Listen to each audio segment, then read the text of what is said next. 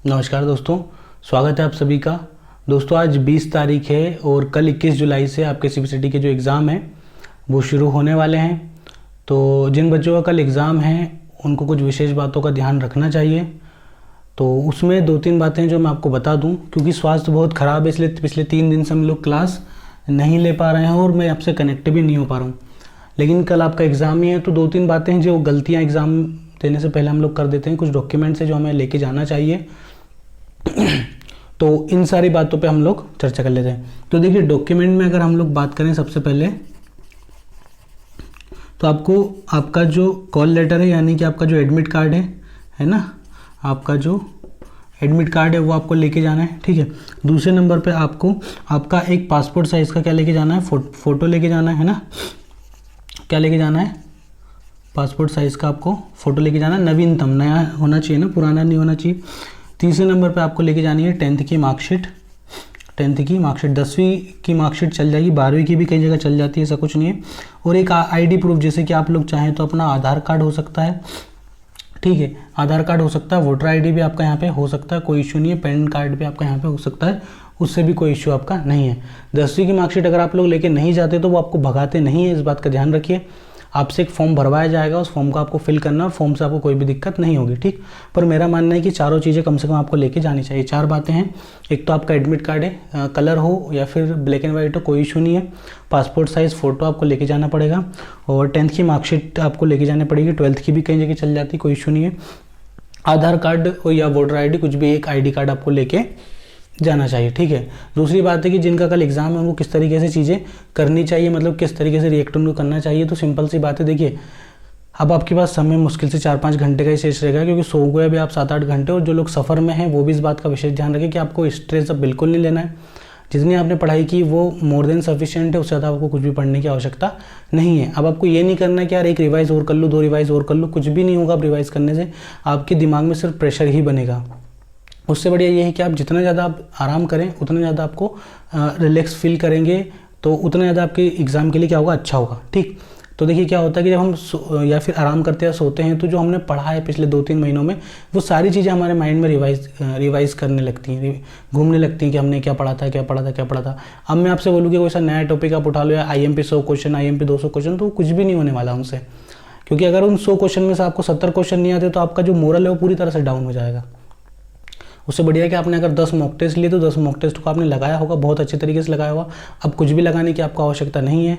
Classes आपने देखी होंगी तो अब कुछ भी देखने की आपको आवश्यकता नहीं है। तो सिंपल सी बात ये थी कि अब आपको कुछ भी एक्स्ट्रा यहाँ पे कुछ भी नहीं करना है, ठीक है। पेपर बहुत ईजी आएगा, कम से कम पासिंग मार्क्स जो 38 होते हैं वहाँ तक पेपर आपका बहुत ज़्यादा क्या रहने वाला है, ईजी रहने वाला है। तो ज़्यादा आपको टेंशन लेने की इसमें कोई आवश्यकता नहीं है, ठीक। जिन लोगों का पेपर इसके बाद है तो उनसे तो मैं रूबरू हो ही जाऊंगा बहुत अच्छे तरीके से, लेकिन 21 तारीख को जिन लोगों का पेपर है उनसे बात करना ज़रूरी था। तो सभी को मेरी तरफ से अग्रिम शुभकामनाएं, आपका पेपर अच्छा जाएगा। और अगर पेपर अच्छा जाए तो आप लोग कॉन्टेक्ट ज़रूर करें, क्योंकि पिछले 3 महीने से हम लोग दिन रात मेहनत कर रहे हैं, गर्मियों से हम लोग मेहनत कर रहे हैं, आप लोग देख रहे थे।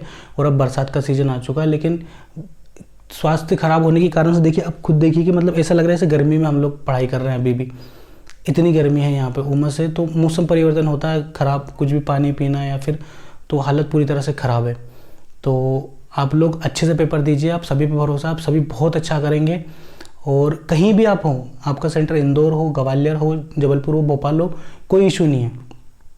खुद पे भरोसा रखना है। मेन चीज़ ये है कि आपसे बढ़ के इस दुनिया में आपसे बढ़ के योद्धा कोई भी नहीं है। आप तब तक नहीं हार सकते जब तक आप खुद को ना हारने दें।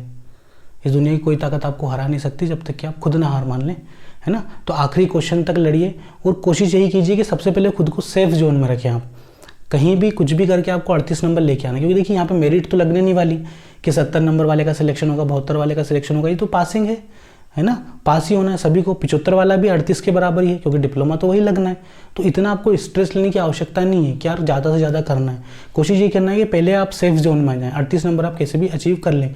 उसके बाद आपको देखना है कि कितने ज़्यादा हम लोग कर सकते हैं। पहली कोशिश ये है कि किसी भी तरह से हम लोग पास हो जाएं, ठीक। टाइपिंग में भी दो चीज़ें होती हैं, वहाँ पे प्रेशर काम करता है, क्योंकि आपके साथ बहुत से बच्चे वो टाइपिंग कर रहे होते हैं। घर पे आपने अकेले टाइपिंग करी तो ज़्यादा आवाज़ नहीं आती है, पर वहाँ पे जब आप टाइपिंग करते हो तो आपके साथ 100-150 बच्चे टाइपिंग कर रहे होते हैं, वो नॉइज़ बहुत ज़्यादा होता है, उसको आपको इग्नोर करना है। बहुत ज़्यादा आपको टाइम को नहीं देखना है, कई बार क्या होता है कि हम टाइपिंग कर रहे हो, टाइम को वहीं देख रहे हैं स्क्रीन पे, तो हमारा जो मोरल है वो डाउन होता है और हाथ कांपने लगते हैं। वो आपको नहीं करना है। आपको ये करना है कि एग्जाम चल ही नहीं रही, मैं अपने घर पे टाइपिंग कर रहा हूँ बिल्कुल एकदम रिलैक्स। और जिन लोगों की लगी लगाई स्पीड है, लगी लगाई स्पीड का मतलब क्या होता है, जैसे कि 20 हिंदी में मांगी, उनकी 20-22 आ रही है, तो उनको ज़्यादा स्ट्रेस नहीं लेना है ना, क्योंकि वो तो वैसे ही हारे हुए हैं। अगर ज़्यादा टफ पैसे जाएगा तो वो तो वैसे ही बाहर हो जाएंगे। तो एक बात ध्यान रखना कि जिस इंसान के पास खोने के लिए कुछ नहीं होता ना, उसके पास पाने के लिए सबसे सब कुछ होता है। तो आप लोग तो पहले ही हारे हुए हो, यानी कि आपके पास जीतने के लिए सब कुछ है। तो बिल्कुल ऐसे लड़ना जैसे कि आप योद्धा हो। ठीक, हमेशा बोलता हूँ कि आप लोग योद्धा हो। आप जब तक नहीं हार सकते जब तक आप खुद को हारने नहीं दोगे। और जिन लोगों की अच्छी स्पीड है उन्हें तो फिर आराम से करना ही है। ठीक, लगी लगाई स्पीड वालों को विशेष ध्यान रखना है कि आपको खुद को नर्वस नहीं होने देना है। प्रेशर से, टाइम देख के, आवाज़ देख के कुछ नहीं है। ये मान लो कि सब बेवकूफ़ हैं, कुछ भी ठोक रहे हैं, उनको टाइपिंग ही नहीं आती है, मुझे डराने के लिए कुछ भी की पे मार रहे हैं, ऐसा समझ लो। इनमें सबसे अच्छी टाइपिंग मुझे आती है। अब हम क्या देखते हैं कि पड़ोस वाले ने टाइपिंग करके फ्री कर दिया, हमारा अभी पूरी 4 लाइन बची, 5 लाइन बची है। वो चीज़ हमें देखनी नहीं। मान लो कि वो तो बेवकूफ़ था, उसने टाइपिंग ही नहीं करी, गलत सलत टाइप करके फुर्सत होकर बैठ गया। मुझे मेरे समय के अंदर आराम से टाइपिंग करनी है, आगे बस में। और अगर समय खत्म हो गया, आपकी 2-3 लाइन बच गई, तो कोई इशू नहीं है। आपकी एक्यूरेसी अगर अच्छी है ना, तो आप पास हो जाओगे, डेफिनेटली आप पास हो जाओगे। ठीक, तो इन 2-3 बातों का आप लोग विशेष ध्यान रखें। ठीक, पानी की बोतल लेके जाएं, है ना, क्योंकि मौसम बहुत ख़राब है। पानी की बोतल आप लोग लेके जा सकते हैं, पेन आप अपना खुद का लेके जाएं, है ना। तो इन सब बातों का ध्यान रखें। और मेरा यही कहना है कि जितने ज़्यादा हो सके अभी आप लोग रेस्ट करें। तो आज की क्लास में इतना ही। और जिन लोगों का पेपर है 2-3 दिन बाद, जिनका पेपर है अभी, क्योंकि अभी 2 दिन और भी एग्जाम चलेंगे, तो यार आप लोग मॉक टेस्ट परचेस करो, क्योंकि आपके पास अभी समय है। जिनका 21 के बाद जिनका पेपर है उनकी बात कर रहा हूँ मैं। 100 रुपीज़ में कोई बड़ी भारी बात नहीं है आपके लिए। आपका जो भी आपने पढ़ा है 3 महीने में सब कुछ रिवाइज हो जाएगा इन 10 मॉक टेस्ट पे।